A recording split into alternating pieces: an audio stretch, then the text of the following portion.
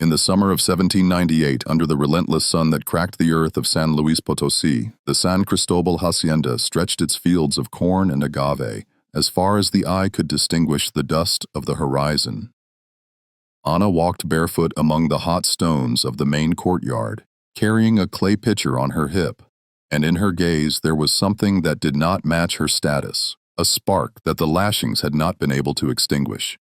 She had been a slave since she could remember, brought as a child from the coasts of Veracruz, when she still recalled the smell of salt and her mother's weeping in a ship's hold. Now, at 23, her copper skin glistened with the midday sweat, and her hands knew every corner of that large house where the master, Don Ignacio de Hidalgo y Mendoza, lived with the arrogance of one who had never had to ask for anything. Don Ignacio had been a widower for 3 years since yellow fever had taken his wife and 2 of their sons.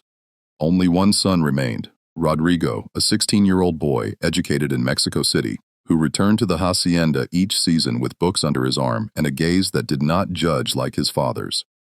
Don Ignacio ruled his lands with an iron fist and a heart of stone, punishing any disobedience with stocks or the whip, reminding every slave and servant that hierarchy was not negotiable. But Ana had learned to read his moods like one reads the clouds before a storm, and in recent months she had noticed something different. The way he looked at her when she entered his study with fresh water, the way his voice lost its edge when he spoke to her. One August night, when the air was so still that even the cicadas seemed to have fallen silent, Don Ignacio sent for her to his room. Ana climbed the wooden stairs that creaked under her feet, her heart pounding like a war drum in her chest. She knew what that late-night summons meant. She had seen it with other women on the hacienda, but there was no way to refuse without risking her life. She entered with her head bowed, and he sat by the window with a glass of wine in his hand and his shirt open. He spoke to her with a gentleness he had never used before, telling her she was not like the others, that there was something about her that disturbed him, and Ana felt contempt and fear mingling in her throat like poison, but she also felt something more, the possibility of a power she had never possessed, the intuition that the master's weakness could become her only defense. That night, something began that had no name in the laws or morals of the time, a relationship that existed in the shadow of thick walls and in the complicit silence of those who could not afford to see. If you are listening to this from anywhere in America, subscribe and tell us where you are listening from, because these forgotten stories deserve to be rescued from oblivion, and every country holds similar secrets within its lands. Ana knew she was that man's property, that her body did not belong to her by law, but she also discovered that in the intimacy of those nights he became vulnerable, confessing his fears about the inheritance, about Rodrigo, about the uncertain future of the hacienda with the revolts beginning to brew in New Spain. She listened, nodded, and guarded every word like one guards gold coins, knowing that one day that information might serve her. Months passed and Ana's belly began to round. By then summer had given way to September rains, and the fields had become green and fertile. Don Ignacio showed neither joy nor rejection when she gave him the news. Only a long silence that spread like fog over the valley. He forbade her to speak of it with anyone. He assigned her lighter tasks and ordered her to be given better food, but he promised her nothing. Ana knew that the children of enslaved women were born slaves, that this child would be the property of his own father by the same laws that chained her. However, at night, when Don Ignacio visited her, he would whisper to her that this child would be different, that he would find a way to protect him, though he never specified how. Rodrigo returned from the city in December just as Christmas preparations filled the house with the scents of cinnamon and punch. He was a slender young man with dark eyes and hands that seemed more suited for holding a quill than a whip. From the first day, he noticed the change in Ana, the way his father treated her with unusual consideration. And though he said nothing, Ana felt his inquisitive gaze following her through the corridors. One afternoon, as she swept dry leaves from the patio, Rodrigo approached and asked her directly if she was ill. Ana shook her head, but he insisted, saying that his father had never shown pity to sick slaves, and that such kindness could only mean 2 things. Either she was very valuable, or there was something more. Ana did not answer, but in her eyes, Rodrigo read the truth before she had to utter it. Don Ignacio's son did not judge her as Ana expected. Instead, that same night, he sought out his father in the study, and there was an argument that could be heard all the way to the kitchen, though the exact words were lost between the thick adobe walls. Rodrigo left pale and with clenched fists, and Don Ignacio did not summon Ana again for several days. It was the cook, an older woman named Jacinta, who had been on the hacienda for 30 years, who told Ana what had happened. Rodrigo had accused his father of betraying his mother's memory and of perpetuating the injustice he himself criticized in his readings of the Enlightenment thinkers.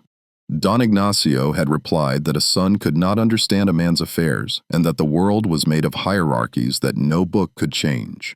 Ana gave birth in March of 1799 on a stormy night when the wind lashed the windows and lightning illuminated the valley as if the sky were at war.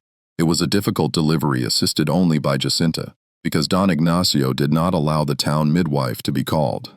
A light-skinned boy was born, with his father's gray eyes and his mother's black hair, and when Ana held him for the first time, she felt a love so fierce that she knew she would kill or die for that child. Don Ignacio entered the room at dawn, looked at the child in silence, and then said something that changed everyone's destiny. He will be named Miguel and will be raised as a son of the hacienda. Ana did not immediately understand what those words meant, but Jacinta did, and the fear she saw in the old cook's eyes chilled her blood. In the following days, Don Ignacio made a decision that scandalized the few who learned of it. He registered the child as a natural son, recognizing him legally, but without granting him the full surname, Miguel de Hidalgo, without the Mendoza that belonged to legitimate heirs. It was a legal maneuver that gave the child certain rights, but kept him in an inferior position to Rodrigo, ensuring he could never claim the full inheritance. For Ana, it was a bitter victory. Her son would not be a slave, but neither would he be free from the stigma of his origin. Don Ignacio explained to her with a mixture of pride and cynicism that he had consulted a lawyer in San Luis Potosí, and that this was the only way to protect the child without destroying the order of his house, but the order was already broken. Rodrigo began to treat Ana with a mixture of compassion and distance, as if he didn't know where to place her in the scheme of his world. He secretly taught her to write her name during afternoons, using charcoal and scraps of paper he stole from his father's study. Ana learned with veracity not only the letters but also the news Rodrigo brought from the city. Rumors of rebellions in Haiti, ideas of equality crossing the ocean from France, Creole conspiracies against the Spanish government. Rodrigo confided things to her he would never have told his father, and Ana realized that the young man was building a very different world in his mind than the one he had inherited. It was in this context that what no one could foresee occurred. Don Ignacio, who had never been a sickly man, began to complain of chest pains during the summer of 1800. Doctors from San Luis Potosí came and went without being able to alleviate his suffering. By October, he was bedridden with a gray face and labored breathing. Rodrigo took control of the hacienda, and the first thing he did was free 3 slave families who had completed more than 20 years of service, an act that caused murmurs among the neighboring landowners. Don Ignacio, still alive, reproached him for that decision, telling him he was ruining the estate. But Rodrigo replied with a newfound firmness that his conscience was worth more than wealth. One night, when Don Ignacio's agony seemed endless, Ana was called to his room. The man who had once been her master and the father of her child lay among sweat-soaked sheets, his eyes sunken but still lucid. He asked her to come closer and spoke in a voice that was barely a whisper, telling her he had made a will and that Miguel would have a portion of the lands sufficient to avoid hunger, but not to compete with Rodrigo. He asked for forgiveness, not for what he had done, but for not being able to do more. And Ana did not know whether to feel gratitude or rage. She replied that she only wanted her son to live without chains. And Don Ignacio closed his eyes, nodding, as if that were a blessing he did not deserve to receive. Don Ignacio died 3 days later, in the early morning of a Sunday when the village church bells rang to call for Mass. His burial was pompous, with half of San Luis Potosí present, and Ana watched from a distance, holding Miguel in her arms, the child, just over a year old, gurgling, oblivious to the solemnity of the moment. Rodrigo cried during the funeral, not out of love, but from the weight of responsibility that now fell upon his shoulders. and when the ceremony ended, he sought Ana with his gaze and gestured for her to follow him to the house. In what had been his father's study, Rodrigo read her the parts of the will that concerned her. Miguel would receive 20 hectares of arable land and a small house at the edge of the property when he turned 21. Furthermore, Don Ignacio had left instructions that Ana be freed immediately and given a sum of money sufficient to support herself for 5 years. Rodrigo handed her the signed and sealed manumission papers, and Ana took them with trembling hands, unable to believe that those sheets of paper could change her destiny. She asked Rodrigo what he expected in return, for she knew that nothing in that world was free.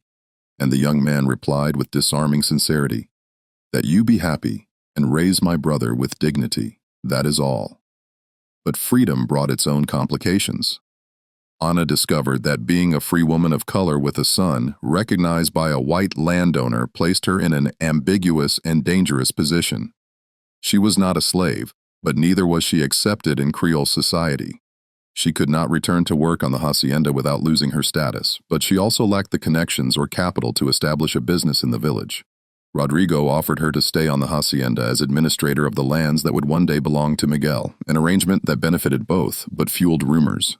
Neighbors began to murmur that Rodrigo was under the spell of his father's slave, that the San Cristobal hacienda was falling into impure hands, and the village priest warned Rodrigo that his soul was in danger.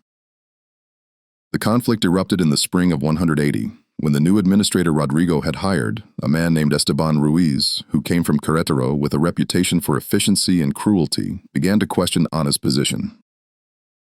Ruiz was a mestizo who had risen in the colonial hierarchy through servility to those above and brutality to those below, and he saw Ana as a threat to his authority. He began with small humiliations. He denied her access to the warehouses, questioned her decisions in front of the workers, and on one occasion even suggested that if she wanted to maintain her position, she should be kinder to him. Ana complained to Rodrigo, but the young landowner was dealing with a drought that threatened the harvests and with pressure from his uncles who wanted him to marry an heiress from Guadalajara. He promised her he would speak to Ruiz, but weeks passed without anything changing.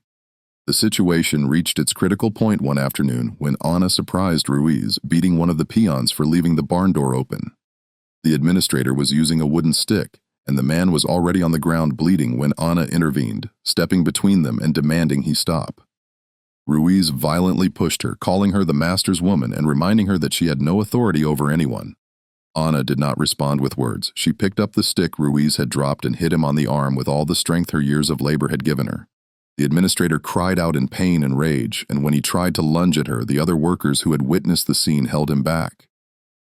That night, an impromptu council was held in the big house. Ruiz demanded that Ana be punished and expelled from the hacienda, arguing that she had assaulted a representative of authority. Rodrigo was in an impossible position. If he defended Ana, he would lose the loyalty of other administrators and workers who already saw him as a weak master. But if he punished her, he would betray the values he had inherited from his Enlightenment readings and the promise he had made to his dying father. It was Ana who resolved the dilemma, offering to leave voluntarily, taking Miguel and settling in San Luis Potosí until the boy was old enough to claim his lands. Rodrigo accepted with relief and guilt, giving her additional money and a letter of recommendation that, in reality, would be of little use in a city where her story was already known. Ana and Miguel moved to the city in the summer of 180, settling in a modest house near the market. With the money she had, Ana established a small embroidery and sewing business, utilizing the skills she had learned on the hacienda. Miguel grew into an intelligent and curious child, with constant questions about who his father was and why they didn't live in the big house. Ana told him softened versions of the truth, saying his father had been a powerful man who loved them, but that the world was not ready to accept their love. Sometimes Rodrigo visited them, bringing gifts and books, and Miguel called him uncle, without fully understanding the connection that bound them. The years that followed were of relative peace, but also of loneliness. Ana earned the respect of some city families for the quality of her work, but she was never invited to social gatherings or celebrations. She existed in a social limbo, too high for slaves and freed people, too tainted for the Creoles. She met other men, some who courted her with honorable intentions, and others who only sought to repeat what Don Ignacio had done. But Ana rejected all proposals. She had learned that her freedom was too valuable to surrender to someone who did not see her as an equal. And such a person did not exist in San Luis Potosí at the beginning of the 19th century. In 1810, when Miguel was 11 years old, news of Father Hidalgo's uprising in Dolores reached the city like a gale. Ana heard accounts of the insurgent army advancing through the Bayo, of dead Spaniards and plundered haciendas, and felt a mixture of hope and terror. Rodrigo appeared at her door one night, gaunt and nervous, telling her he had decided to discreetly join the insurgent cause, that he could no longer live with the hypocrisy of a system that claimed to believe in God while enslaving its children. He asked Ana that if anything happened to him, she should look after Miguel's lands and ensure that his brother knew the full truth about his origin. Ana promised she would, and that was the last time she saw him. Rodrigo died in the Battle of Puente de Calderón in January 1811, fighting in the insurgent ranks with a sword he had never learned to use well. The news reached Ana through a survivor who knew the connection between them, and she wept not only for the young man who had been kind when the world demanded he be cruel, but for the confirmation that the change everyone expected would be paid for with blood. The San Cristobal hacienda passed into the hands of a distant cousin of Don Ignacio, who knew nothing and cared nothing about Miguel, and the lands that had been promised to him remained in legal dispute for years. Miguel grew up amidst that uncertainty, working alongside his mother in the sewing workshop and being educated in the public schools that the Bourbon reforms had established. He was a brilliant student, and by the time he turned 16, he spoke fluent Latin and could recite entire passages of Rousseau and Voltaire from memory. Some teachers encouraged him to pursue a career in law or the church, but Miguel knew his path was marked by the stigma of his birth. He constantly asked his mother about his father, and Ana finally told him the whole truth one night in 1814, when the wars of independence had already devastated the country, and it seemed that the old hierarchies might indeed collapse. Miguel received the truth with a calmness that surprised Ana, as if he had always known on some deep level that his existence was the result of a forbidden crossing between worlds. He asked her if she had loved Don Ignacio, and Ana replied with brutal honesty that no, there had never been love, but rather necessity, survival, and in the end, a kind of mutual understanding that wasn't enough to be called affection. Miguel then asked her if she regretted having him, and Ana hugged him, tearfully telling him that he was the only thing in her life that did not carry the taste of shame. The war ended in 1821 with the consummation of independence, but for Ana and Miguel, the change was more symbolic than real. More symbolic. Castes were officially abolished, but prejudices remained intact, embedded in social structures like rust and iron. Miguel finally managed to claim his lands in 1823 after a legal battle that was resolved thanks to the documents Rodrigo had left and the testimony of Jacinta, who was still alive and remembered every detail of those years. The 20 hectares were enough to live with dignity, and Miguel worked them with a dedication that honored his uncle's memory. Ana lived until 1837, seeing her son marry a mestiza teacher from San Luis Potosí and give her 3 grandchildren who never knew the chains she had worn. In her last years, Ana wrote in a notebook Miguel had given her, jotting down memories she never published, but kept as a private testament to everything she had lived. She wrote about Don Ignacio without hatred, but without forgiveness, about Rodrigo with gratitude mixed with sadness, about the San Cristobal hacienda and the nights when fear and desire mingled until they became indistinguishable. On the last page of that notebook, Ana wrote a sentence that summarized her entire life. I was property, I was a lover, I was a mother, and in the end, I was free, though freedom came too late to heal all wounds. She died one May afternoon with Miguel holding her hand and the sun streaming through the window, illuminating her face, which had aged with the grace of one who has survived too much. She was buried in the municipal cemetery of San Luis Potosí in a tomb her son had marked with a gravestone that simply bore her full name, Ana de Hidalgo, free. The neighbors who attended the burial murmured that it was presumptuous to use that surname, but Miguel paid them no mind. To him, his mother had earned the right to bear it, not by receiving it from a powerful man, but by surviving a system designed to destroy her and by raising a son who knew his worth. Ana's memoir notebook remained in the family for generations, passing from parents to children as an uncomfortable and necessary reminder that the history of Mexico is written not only on battlefields and in palaces, but also in the dark rooms where survival was negotiated, in the impossible decisions women made without witnesses, in the loves that could not be called such because the laws did not allow it. Decades after her death, when historians began to delve into parish archives and hacienda records, Ana de Hidalgo's name appeared in footnotes, in manumission documents, in disputed wills, like a whisper refusing to completely disappear. Because that is the nature of stories like Ana's. They exist in the margins of grand narratives, in the cracks of official history, waiting to be rescued by those with eyes to see that the truth of a nation lies not only in its heroes, but also in its victims and survivors. She did not change the course of independence, nor did she lead armies, but in her small and fierce way, she changed her son's destiny, broke chains that were both legal and invisible, and left a testament that even in the most oppressive systems, human dignity finds ways to resist and flourish. The San Cristobal hacienda fell into ruin during the 19th century, plundered in various revolts and abandoned when Don Ignacio's cousin fled to Spain during the Reform.